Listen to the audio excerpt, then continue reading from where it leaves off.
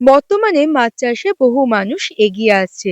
আর মিষ্টি জলে যদি রঙিন মাছ চাষ করা যায়, তবে সঠিক প্রশিক্ষণ নিয়ে এগিয়ে আসলে কিন্তু এখান থেকেও লাভ করা সম্ভব। শুধুমাত্র পুকুরেই নয়, অনেকে বাড়িতেও রঙিন মাছ রাখছেন অ্যাকোরিয়ামে। সঠিক পরিচর্যা মেনে কিন্তু রঙিন মাছ রাখলে এখান থেকে একটা ভালো অঙ্কের টাকা লাভ করা সম্ভব। আজ এই সম্পর্কিত বেশ কিছু তথ্য নিয়ে আপনাদের সঙ্গে আমি দেবস্মিতা। কৃষি বার্তায় আপনাদের সকলকে জানাই স্বাগত। বিশেষজ্ঞরা বলছে একটানা রঙিন মাছের দিকে তাকিয়ে থাকলে চোখ ভালো থাকে। তাছাড়াও তো রয়েছে আরো বিভিন্ন উপকার।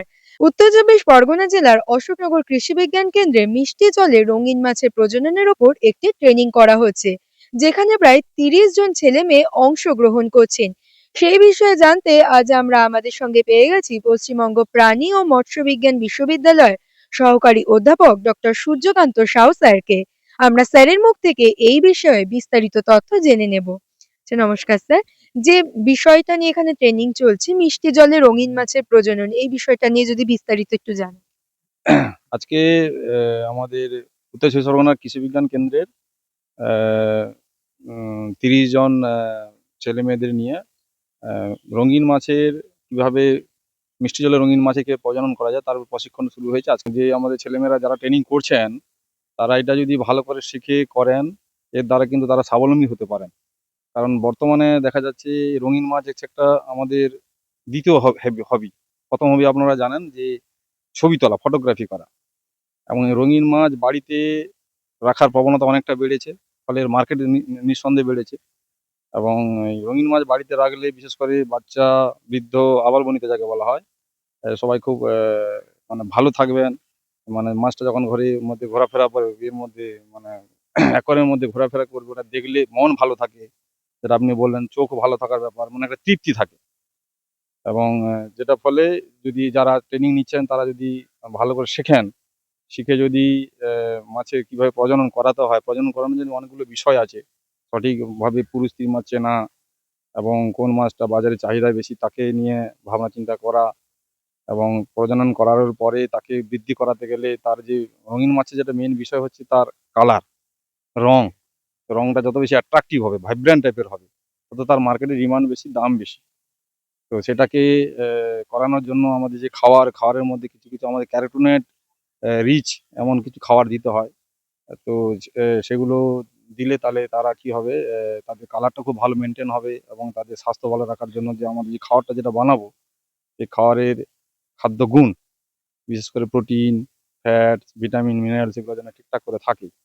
তাহলে তার সেটা ঠিকঠাক করে বাড়বেও, ভালো হবে তাই। এবং এটার দ্বারা ইয়ং ছেলেমেয়ে যারা আছে তারা স্বাবলম্বী যেমন হবে, এবং এন্টারপ্রেনারশিপ ডেভেলপমেন্ট করতে পারবে। আচ্ছা, মিষ্টি জলে রঙিন মাছের প্রজনন ঘটানোর ক্ষেত্রে পুকুরটা কেমন হওয়া প্রয়োজন?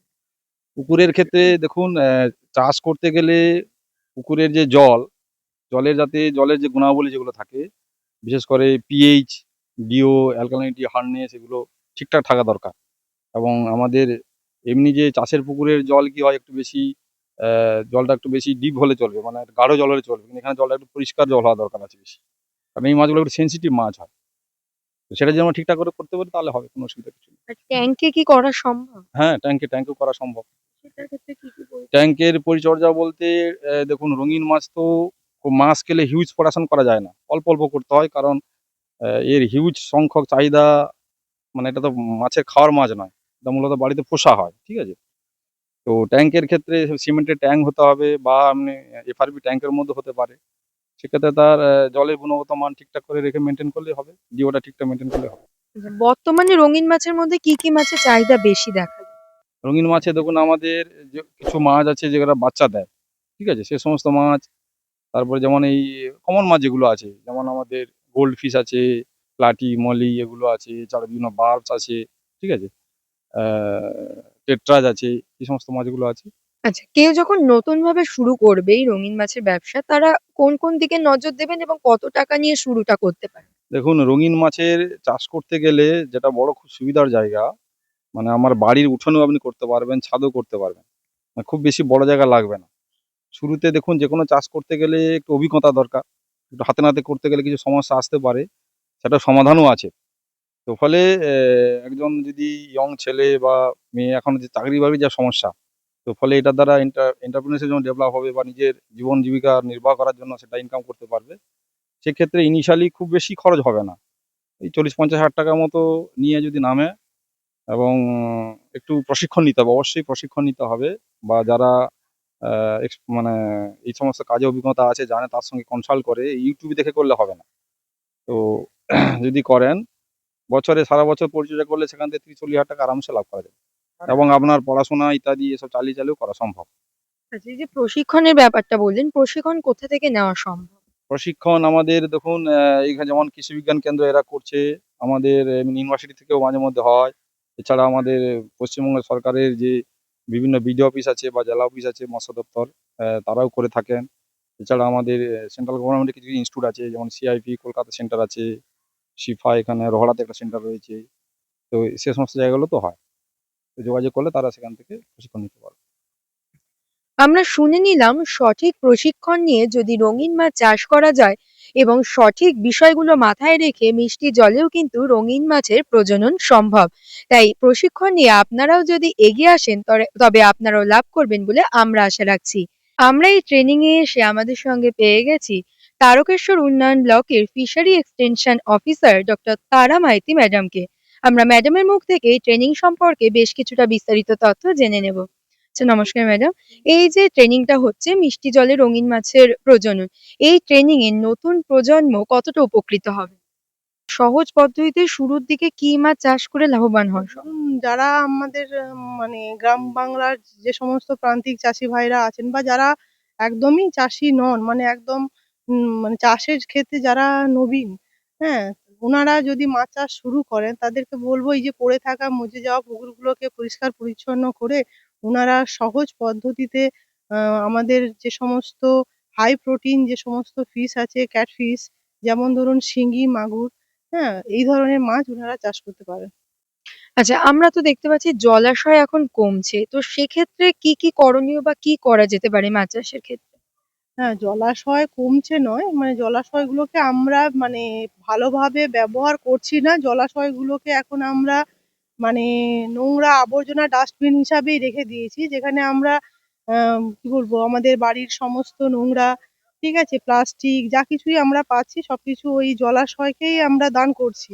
তো যার ফলে আমাদের যে জলাশয়ের যে সংখ্যা কিন্তু ঠিকই আছে, কিন্তু জলাশয়গুলো মানে ব্যবহারযোগ্য থাকছে না।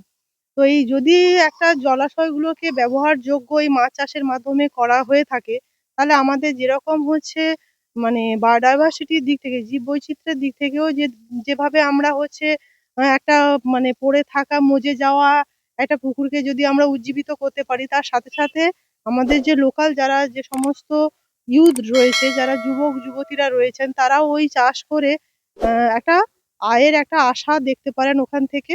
একটা মিনিমাম যদি প্রথমেই বলি যে একটা যদি পড়ে থাকা ডোবাও যদি হয়, তো সেখানে মিনিমাম ১০,০০০ টাকা উনি যদি ব্যয় করেন, পুকুর পরিষ্কার করে কিছু সংখ্যা মাছ ছেড়েও যদি উনি হচ্ছে চাষটা শুরু করেন, পুকুরটা পরিষ্কার করে, প্রথমেই উনি হচ্ছে লাভের মুখ দেখবেন।